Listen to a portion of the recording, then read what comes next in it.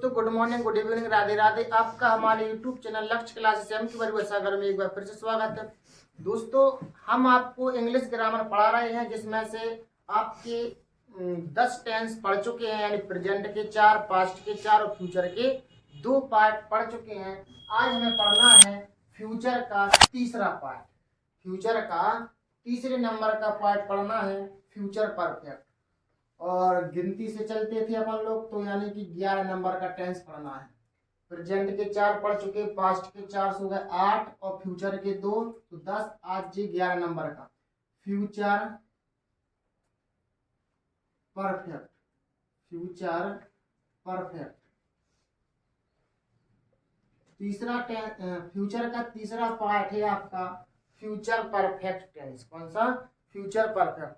दोस्तों, वीडियो शुरू करने से पहले यदि आप हमारे यूट्यूब चैनल पर पहली बार वीडियो देख रहे हैं तो आप हमारे यूट्यूब चैनल लक्ष्य क्लासेस के परिभाषा को सब्सक्राइब कीजिए और वीडियो को लाइक और शेयर जरूर करिएगा।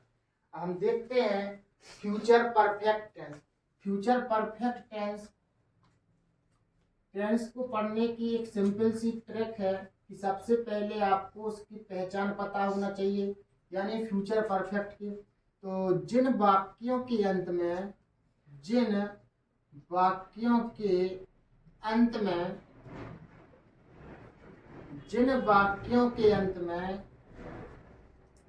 चुका होगा,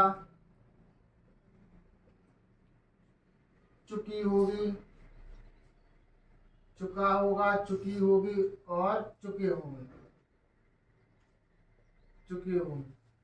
चुका होगा, चुकी होगी, चुके होंगे, या फिर आ होगा, ई होगी, ए होंगे। आ होगा, ई होगी, ए होंगे आदि शब्द आते हैं। आदि शब्द आते हैं। तो जिन वाक्यों के अंत में चुका होगा, चुकी होगी, चुके होंगे, या फिर आ होगा, ई होगी, ए होंगे आदि शब्द आते हैं, उन्हें हम फ्यूचर परफेक्ट टेंस कहते हैं। इसकी हेल्पिंग वर्ब क्या होती है, यानी कि सहायक क्रिया। हेल्पिंग वर्ब यानी सहायक क्रिया। सहायक क्रिया होती है इसके विल हैव और शैल हैव। विल हैव और शैल हैव। शैल हैव लगाना है आपको आई भाग बी के साथ, यानी मैं और हम के साथ। और विल हैव लगाना है आपको शेष सभी के साथ। इसके साथ शेष सभी के साथ। तो विल हैव लगाना है आपको शेष सभी के साथ। शैल हैव लगाना है आई व भी के साथ। और पहचान हो गई हेल्पिंग वर्ब। अब वर्ब में यानी कि क्रिया में क्या लगाते हैं? क्रिया में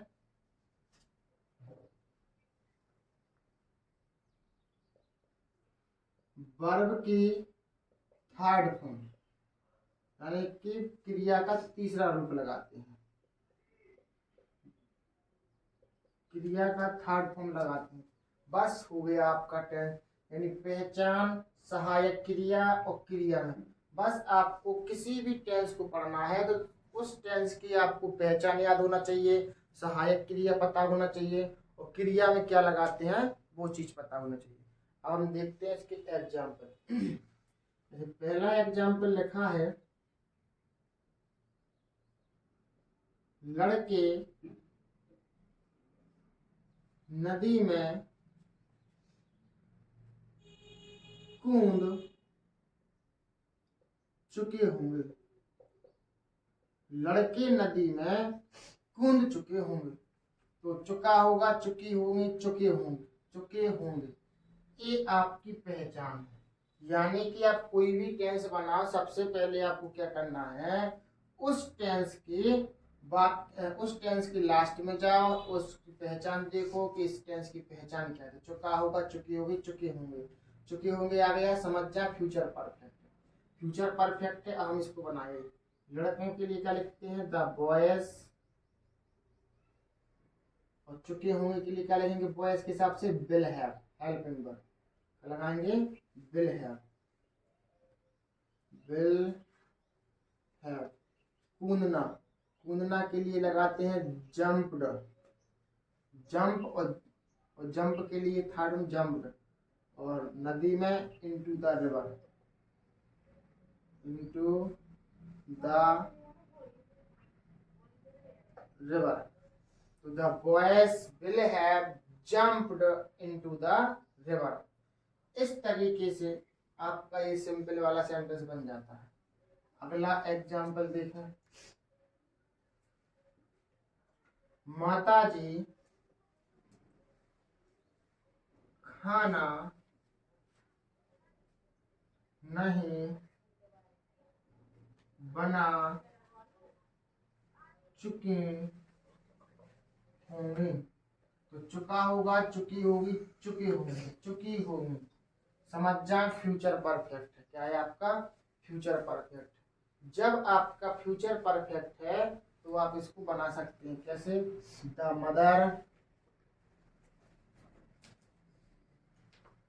मदर चुकी होंगी, चुकी होंगी के लिए क्या लगाएंगे, माता जी के हिसाब से विल है, विल हैव, और नहीं लगाए, नहीं है तो इधर नोट लगाएंगे, लेकिन नोट इधर नहीं लगाते हैं। जब हेल्पिंग वर्ब 2 शब्दों की हो या 3 शब्दों की हो और नोट लगाना हो तो नोट पहले शब्द के तुरंत बाद लगाते हैं इधर पर, the mother will not have. और खाना बनाना के लिए पहले अपन लोग कुकड, कुक और कुक का था cooked the food, cooked the food. इस तरीके से आपका ये नेगेटिव सेंटेंस बन जाता है। अब इंट्रोगेटिव देखें, तो क्या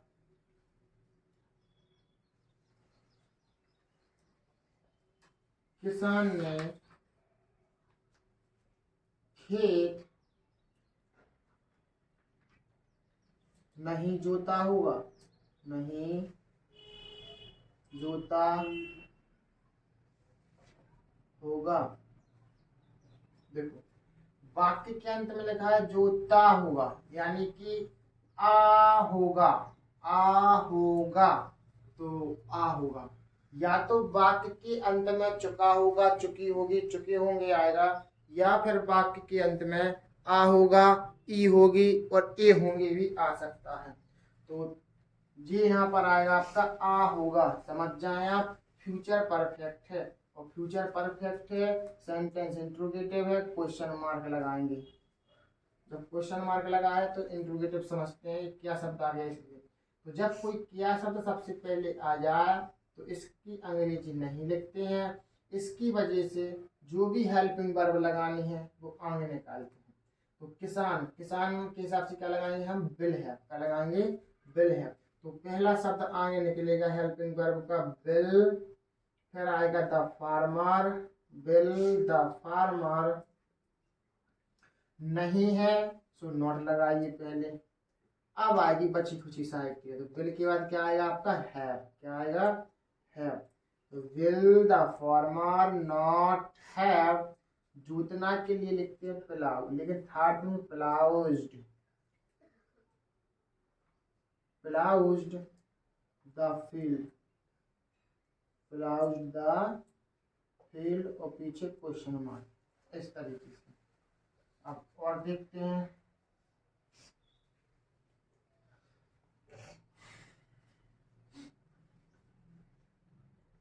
अध्यापक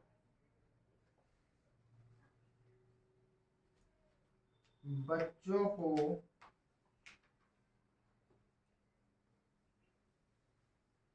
कब पढ़ा चुके होंगे, अध्यापक बच्चों को कब पढ़ा चुके होंगे। तो वाक्य के बीच में आपका एक क्वेश्चन वर्ड आ गया है कब, तो इसकी अंग्रेजी आपको क्या करना है, सबसे पहले लिखना है, क्या करना है, इसकी अंग्रेजी सबसे पहले कब के लिए क्या लिखते हैं, व्हेन, वैन क्वेश्चन वर्ड के तुरंत बाद क्या लिखते हैं? Helping verb. हेल्पिंग वर्ब क्या लगाएंगे अध्यापक के हिसाब से? विल। Van will. अब आएगी अध्यापक के लिए the teacher. Van will the teacher. Van will the teacher. अब अगर नोट होता तो नोट लगाते, नहीं तो बच्चे कुछ ऐसा करें। Van will the teacher have. Van will the teacher have. पढ़ाना के लिए लिखते हैं टीच। तो टीच का क्या हुआ था? टॉट। Taught the children.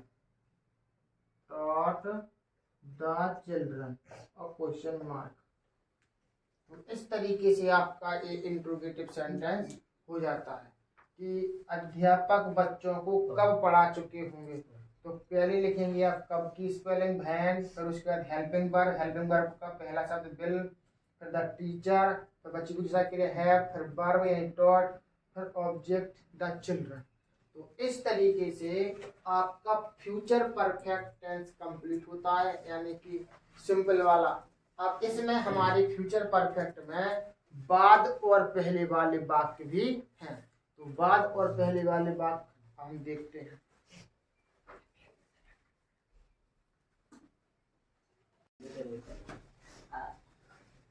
तो दोस्तों हम देखते हैं फ्यूचर परफेक्ट में बाद और पहले वाले वाक्य।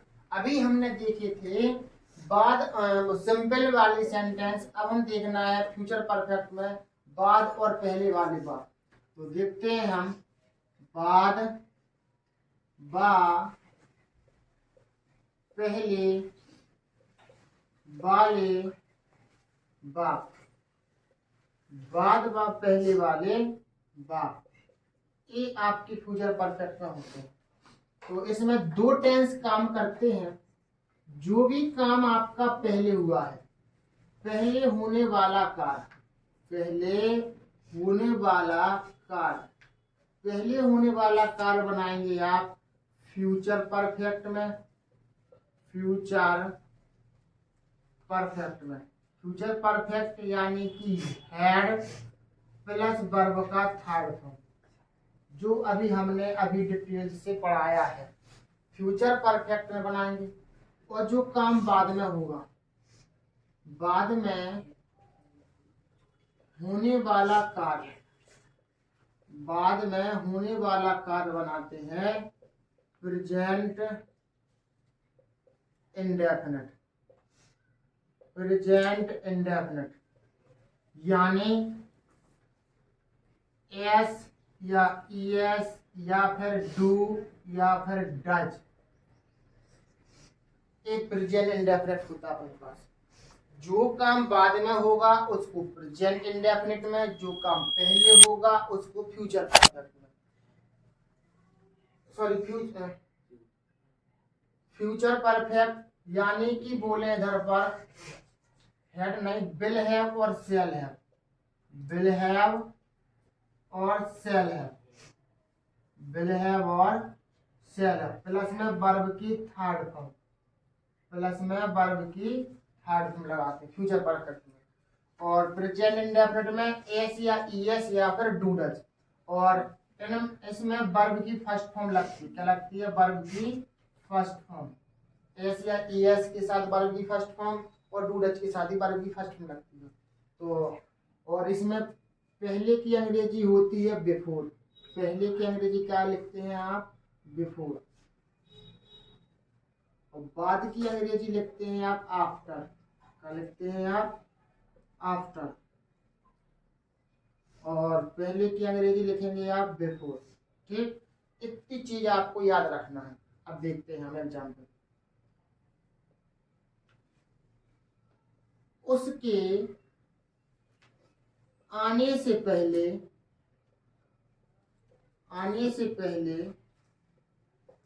हम विद्यालय जा चुके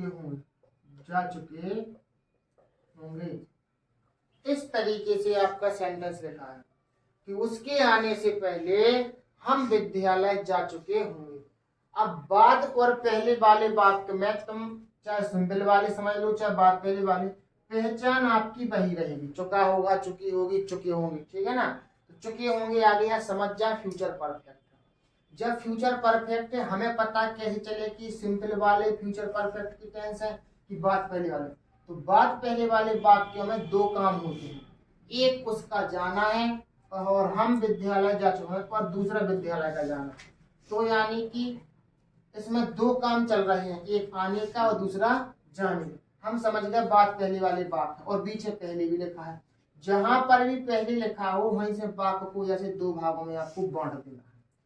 इस पीछे वाले वाक्य की अंग्रेजी हमेशा आगे बनाते हैं, आगे वाले वाक्य की अंग्रेजी हमेशा पीछे बनाते हैं, हमेशा ही पीछे बनाते हैं।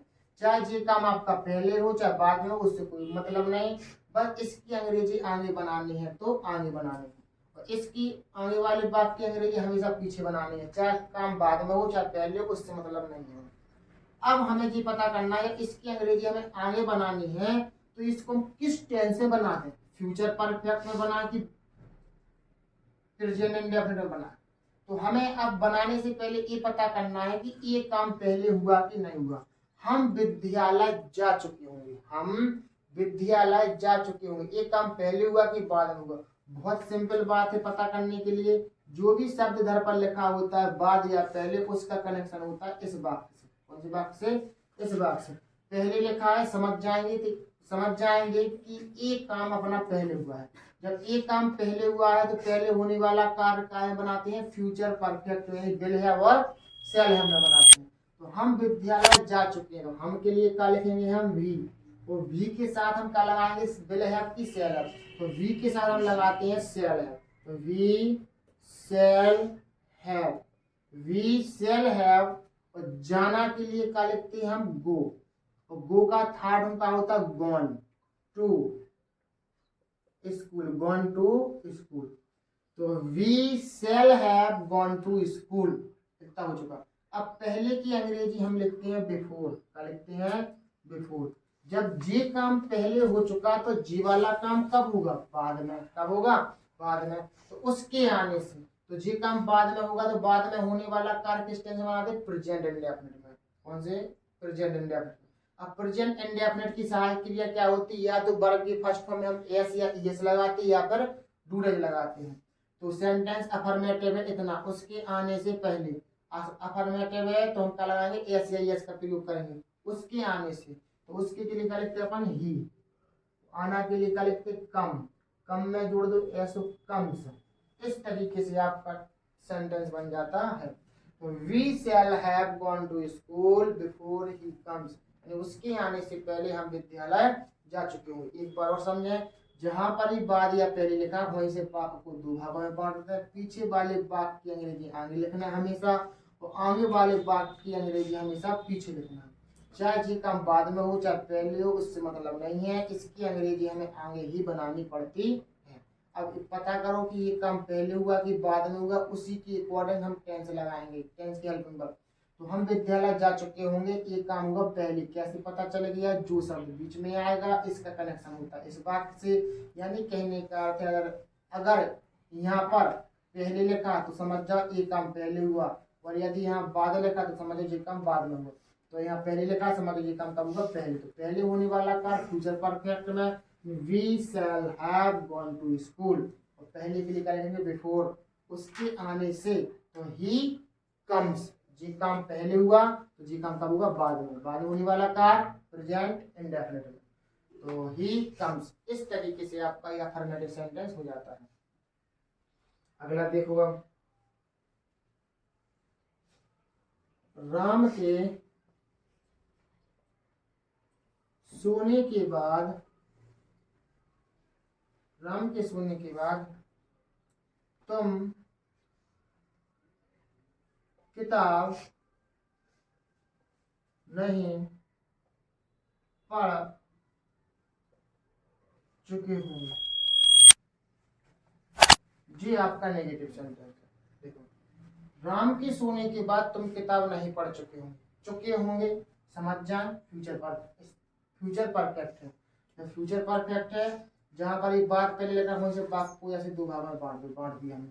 तुम किताब नहीं पढ़ चुके होंगे, समझ जाओ, इसकी अंग्रेजी हमें सबसे पहले ही बनानी है। क्या बनानी है? इसकी अंग्रेजी हमें सबसे पहले ही बनानी है। तुम किताब नहीं पढ़ चुके होंगे, तो इसकी अंग्रेजी पहले बनाएंगे तो कैसे पता चलेगा कौन सी टेंस बनाएंगे इसको हम?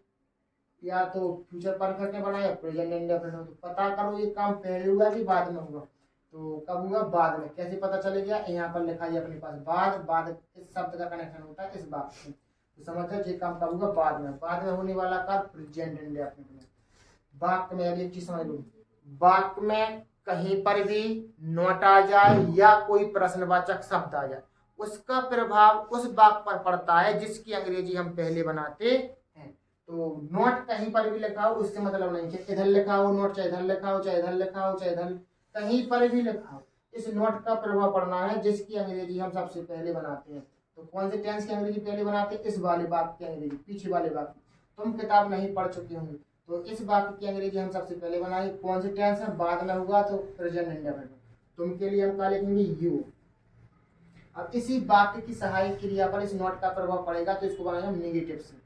तो नेगेटिव है तो क्या डू डज लगाएंगे कि एस ई एस? तो हम लगाएंगे इसमें डू या डज। यू के हिसाब से लगाएंगे हम डू, यू डू।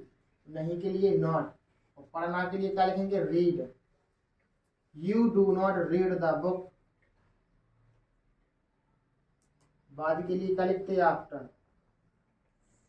अब राम के सोने, तो राम ये काम कब हुआ? पहले। तो पहले हुआ तो पहले होने वाला कार्य काय बनाएंगे? फ्यूचर परफेक्ट में। तो Ram will have, Ram will have. और सोना के लिए क्या लिखते हैं? वर्ब का धर्म सेलेक्ट, SLEPT, सेलेक्ट। तो इस तरीके से आपका ये निगेटिव सेंटेंस बन जाएगा। अब देखेंगे हम इंट्रोगेटिव सेंटेंस। इंट्रोगेटिव सेंटेंस में क्या है? क्या मैं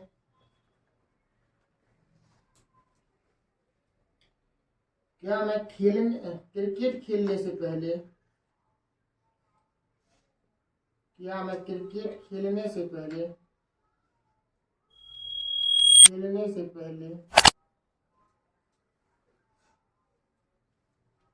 क्या मैं क्रिकेट खेलने से पहले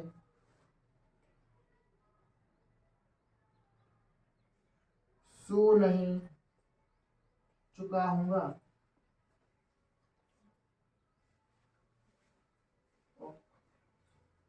क्वेश्चन मार्क। देखो, जहां पर भी वाक्य में बाद या पहले लिखा वहीं से वाक्य क्या करते? दो भाग में बांटते। हमने देखा सेंटेंस में क्या शब्द आ गया? इंट्रोगेटिव हो गया अपना सेंटेंस। कैसे बनाएंगे?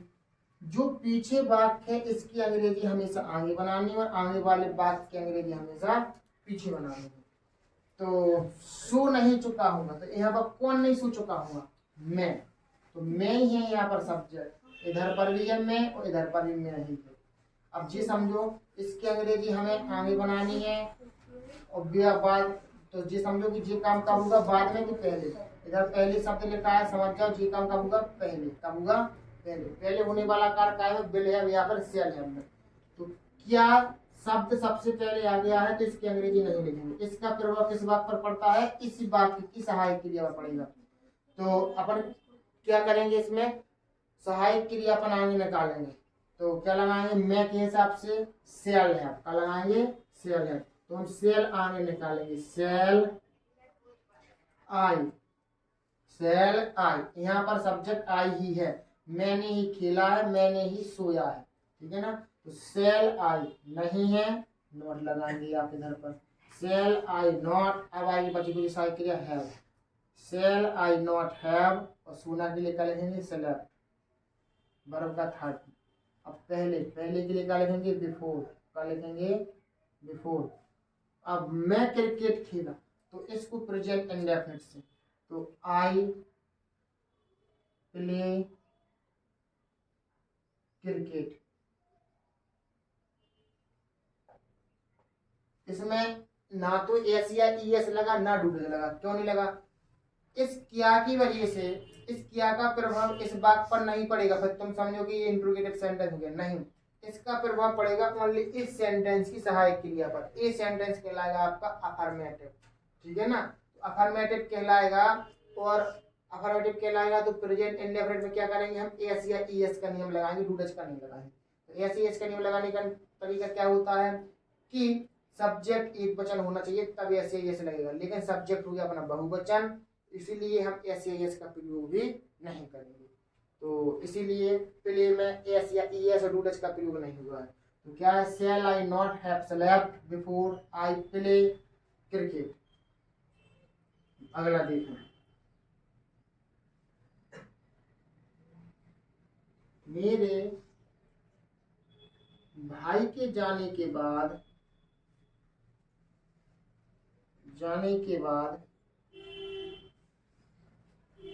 मेरे भाई के जाने के बाद तुम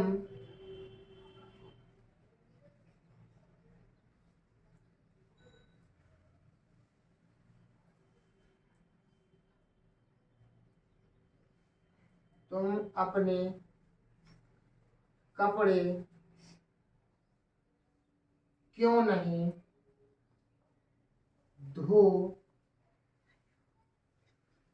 चुके होंगे। तुम अपने कपड़े क्यों नहीं धो चुके होंगे। तो मेरे भाई के जाने के बाद तुम अपने कपड़े क्यों नहीं धो चुके होंगे। देखो सेंटेंस बड़ा है, कोई परेशानी नहीं। वाक्य के अंत में देखें क्या लिखा है, चुके होंगे, समझ जाएं।